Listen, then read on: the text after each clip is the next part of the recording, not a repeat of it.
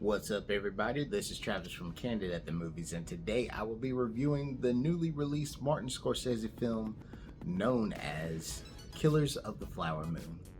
Now, this movie stars Leonardo DiCaprio, Lily Gladstone, and Robert De Niro, and a huge ensemble cast. Now, this story is based off of the true story of the 1920s where the Osage people run into getting into oil and they become some of the richest people in the US. And basically a lot of murders start happening, and honestly it gets the start of the FBI going on to figure out why these murders are happening.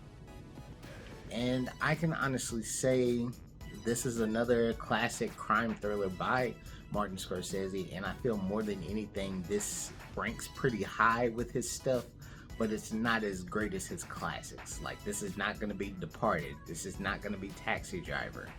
This is not even...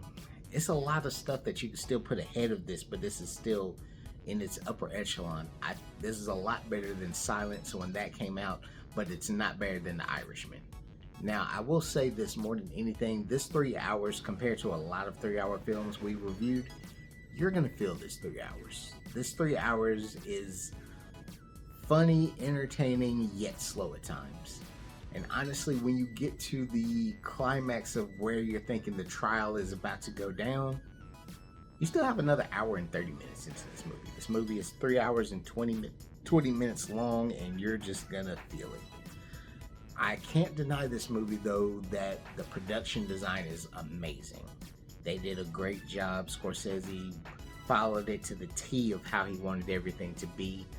The actors all did great. Leonardo DiCaprio, another phenomenal job. Robert De Niro's probably going to get nominated again because he's that good at this movie.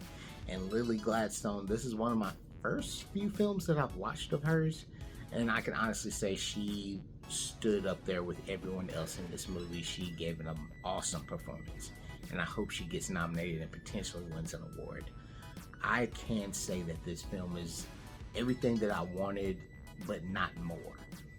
I knew I was going to get a great film, a great story, but what I was hoping for was a lot of the cast that's in this movie that's not getting much credit, which is very strange. Jesse Plemons does great in his role, but he is just there for the last hour, and it kind of sucks because you kind of want him more and more you see him in this movie. Brendan Fraser is in this movie maybe in the last 30 minutes of the movie, and that is an injustice in all honesty. And it's the same for John Lithgow. He's in there and you're just like, oh, it's over. There's even like a couple of actors that you know by face but don't even have a speaking role in the movie. And when you see them in the movie, you're kind of like, oh my gosh, you're in it. And then they're just in the background and you're just like, that makes it a little bit frustrating just as a fan of movies. I'm gonna say if you're a person that cannot stand watching movies that are longer than 2 hours and 30 minutes and there's little to no action, this is not gonna be the movie for you.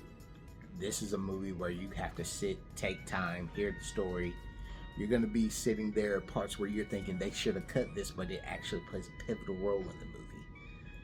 I honestly feel like this movie is gonna probably sweep the awards, in all honesty, this award season. But I'm thinking a lot of people, if you're not connected to the story or the actors or the director, you're probably gonna feel like, oh, this was a terrible movie, this was boring, nothing happened. A lot happened in this movie. A lot of history was told, a lot of throwbacks to technology of the past, which kind of gets glossed over at the end of how we looked at entertainment back then. That was a big pivotal part that a lot of people in this day and age are not going to notice or even know about, and it stood to the test of time. This movie's going to stand the test of time. I just don't know where people will rank this with Scorsese films. Some people might feel Last Temptation of Christ is a better film than this film, and I can honestly see why. But hey, my final score for this film, because I don't want to go into a long tangent, this film is AA. I'm not going to say it's an A+ because it's not a perfect film, but it's worth watching. It's a good film, and if you like any of these actors or directors, go out there to the theaters and watch it.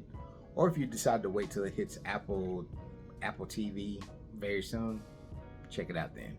But hey, comment below, let me know what you all thought of this film, Killers of the Flower Moon.